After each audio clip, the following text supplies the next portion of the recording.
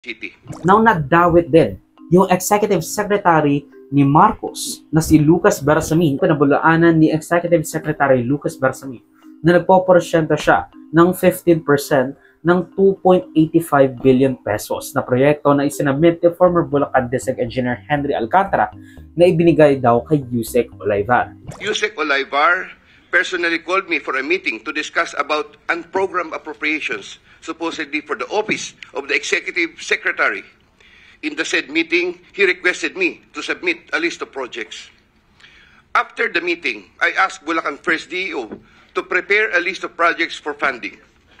Thereafter, Engineer Alcantara submitted a list of projects worth 2.85 billion. Ang sagot ni Executive Secretary Lucas Bersamin, wala namang papel ang Office of the Executive Secretary sa budget ng DPWH. So, how can he be implicated in this scheme? At dating Speaker Martin Romualdez na mayroon daw kickback sa mga proyekto sa DPWH as the former security AD Zaldico na dinala ni Rodante Marcoleta ay nagsasabing nag-deliver siya ng potentially around 1.6 billion pesos sa bahay ni Romualdez over a few months. Although it is notable to point out na yung nag-notarize dun sa sworn affidavit nung dating security AD Zaldico, gustong i-retract yung kanyang notary. Tagabuhat lang ako ng malita ng basura. Ang ibig sabihin ng basura ay malita na may lamang pera. Ang bawat malita ay may lamang humigit kumulang 48 million pesos.